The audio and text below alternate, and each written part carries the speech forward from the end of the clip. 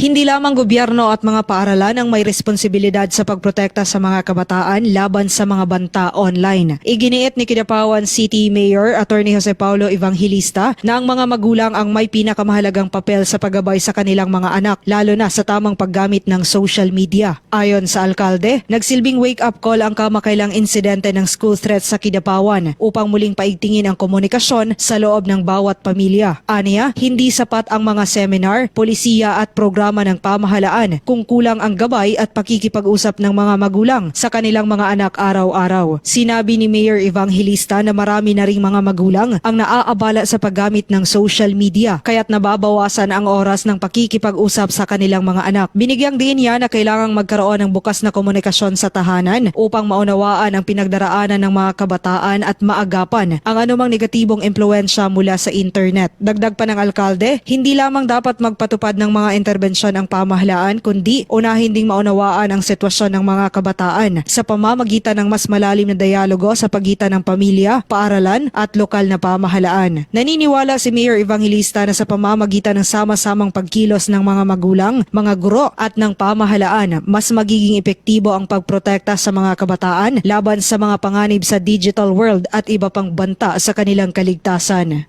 Joanne Oranio, NDBC, Bida Balita.